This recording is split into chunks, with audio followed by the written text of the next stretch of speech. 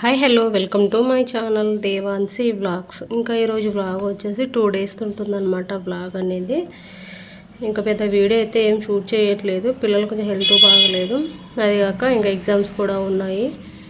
ఇంకా దానికోసమే నేను వీడియోస్ కూడా ఏం షూట్ చేయట్లేదు అనమాట. అంత ఇంట్రెస్ట్ రావట్లేదు.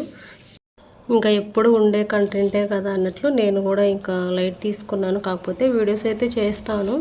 ఇంకా పండగ అయిపోయే వరకు కొంచెం వీడియోస్ తక్కువే అనమాట రావడము. ఇంకా ఊరు వెళ్తున్నాం అనమాట. హాలిడేస్ ఇచ్చిన నెక్స్ట్ డేనే ఇంకా అమ్మ వాళ్ళ ఊరు అయితే వెళ్తున్నాను ఈసారి 3 months తర్వాత. ఇంతకుముందు వ్లాగ్లో కూడా చెప్పాను కదా, చాలా రోజులైంది ఊరు వెళ్ళాక అనేసి. ఇంకే వ్లాగు మంగళవారం బుధవారం 2 రోజులది ఉంటుంది. ఇంకా మంగళవారం మార్నింగ్ బ్రేక్ఫాస్ట్కి వచ్చేసి ఇక్కడ తోటకూర ఎగ్ ఫ్రై చేస్తున్నాను. ఒక సైడ్ పెట్టేశాను, ఇంకొక సైడ్ స్టవ్ పైన అన్నం పెట్టేశాను. ఇంకా మధ్యాహ్నం లంచ్కి వచ్చేసి అన్నము పప్పు సింపుల్గా చేస్తున్నాను, ఒట్టి కారం పప్పు. ఉదయం బ్రేక్ఫాస్ట్కి తోటకూర ఎగ్ ఫ్రై రొట్టె చేయాలి, ఇలా ప్లాన్ చేసుకున్నాను ఈరోజు. ఇంక ఇదిగోండి తోటకూర అంతా బాగా మగ్గిన తర్వాత అందులో ఉప్పు కారం పసుపు వేసేసి ఎగ్స్ వేసేసి బాగా కలిపేసుకోవడమే, బాగా ఫ్రై చేసేసుకోవాలి. తోటకూర ఎగ్ ఫ్రై రెడీ అయిపోతుంది. ఇంకా మధ్యాహ్నానికి కూడా అన్నం పప్పు చేసేసాను సింపుల్గానే. ఈరోజు తోటకూర కూడా కొంచెం ఉండిందనమాట. ఇంకా వంట మొత్తం చేసేసిన తర్వాత ఇలా గిన్నెలో తీసి పెట్టేసి సామాన్లనే వెంటనే కడిగేస్తాను. పని కూడా ఈరోజు త్వరగానే అయిపోయిందనమాట. 8:30కి అంతా పూర్తి అయిపోయింది. ఇంకా పిల్లలు కూడా స్కూల్కి వెళ్ళారు, ఎగ్జామ్స్ ఉన్నాయి కాబట్టి ఇంకా వెళ్ళక తప్పదు. పాపకి ఇప్పుడే కొంచెం బాగవుతుంది అనేసరికి మళ్ళీ చిన్నోడికి ఫీవరు 2-3 days అవుతుంది. జ్వరం విడిచి వస్తూ ఉంది, ఎందుకో ఏం అర్థం కావట్లేదు.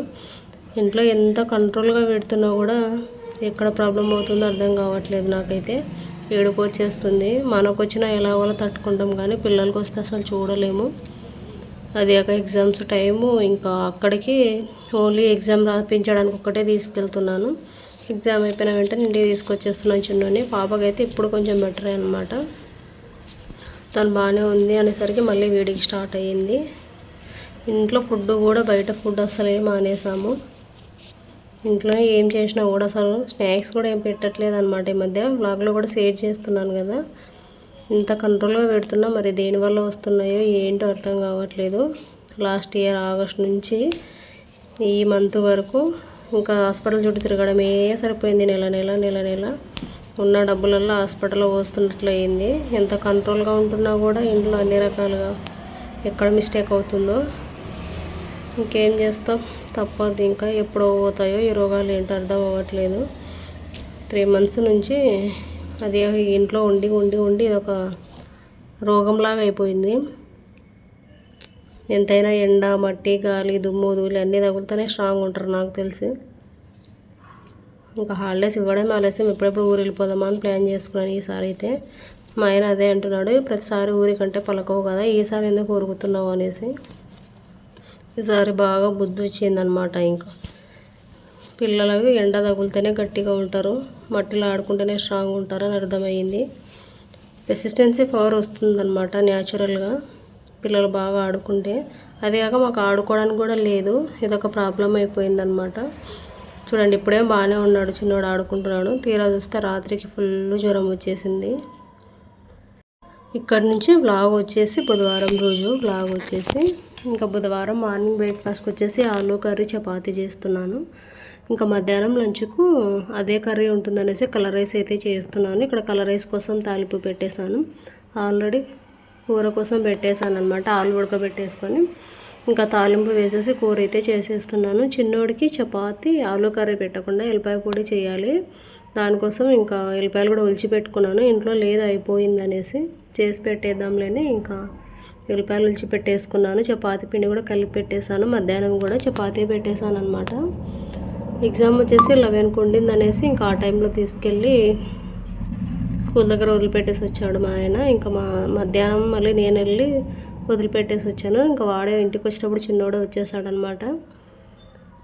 ఇంకా రేపు ఒక్కరోజు ఉంది ఎగ్జామ్ వచ్చేసి. ఇంకా మంగళవారం బుధవారం కదా, గురువారం మార్నింగ్ కొట్టింది. గురువారం మధ్యాహ్నం నుంచి వీళ్ళకి హాఫ్ డే స్కూల్స్ అనమాట. ఇంకా హాఫ్ డే స్కూల్ కాదు, హాలిడేస్. గురువారం మధ్యాహ్నం నుంచి గురువారం ఒక్కరోజు హాఫ్ డే ఉండిందనమాట స్కూల్లో. ఈరోజే గురువారమే వెళ్ళే వాళ్ళము ఊరికి మామూలుగా అయితే. కాకపోతే శుక్రవారం ఇంకా చిన్న చెల్లి వాళ్ళ ఊరు వెళ్ళాలి, దానికోసము వెళ్ళలేదు. శుక్రవారం వెళ్ళి అమ్మ నేను అందరం, శనివారం వచ్చేసి అమ్మ వాళ్ళ ఇంటికి వెళ్తాము అందరం కలిపి.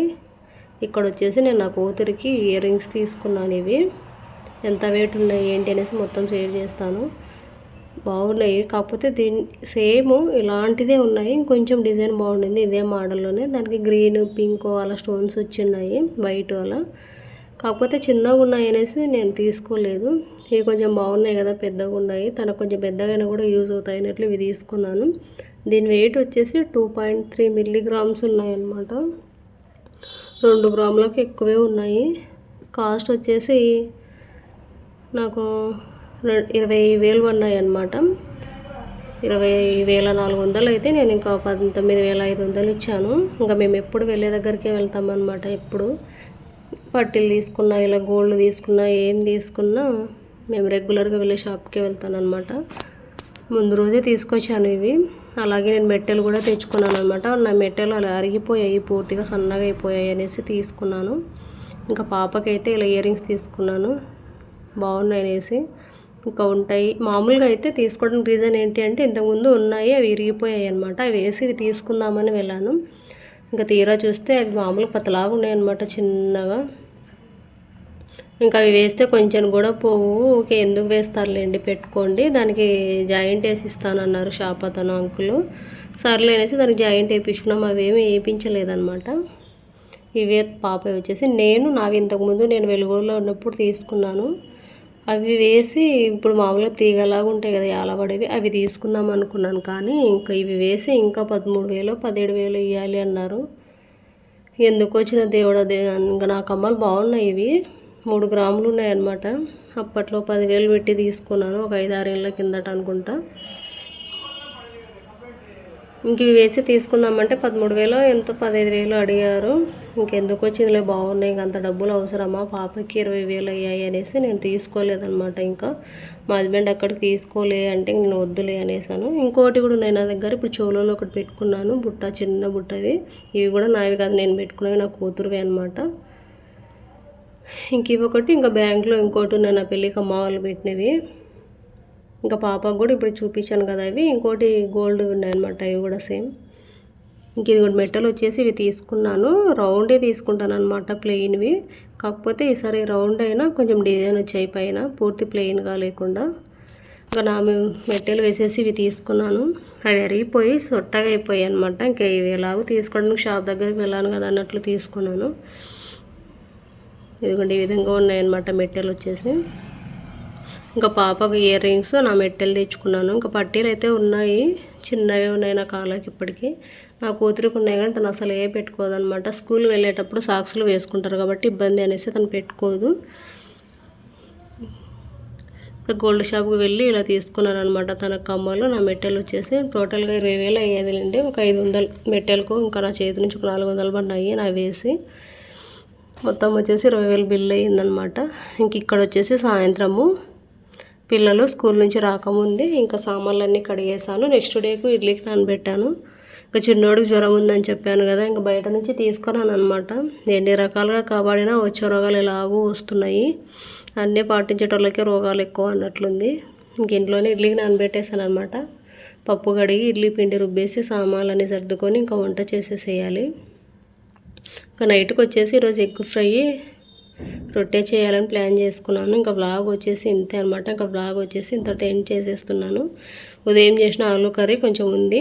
ఇంకా ఆ కర్రీ కలరే చేశాను కానీ ఎవరు సరిగా తినలేదు. అన్నం అంతా మిగిలిపోయింది ఈరోజు. నాకు తినాలనిపించలేదనమాట. చిన్నోడు మధ్యాహ్నం చపాతీ తిన్నాడు. ఇంకా పెద్దోడు, పాప, మా ఆయన వాళ్ళు కూడా కొంచెం కొంచెంగానే తినేశారు.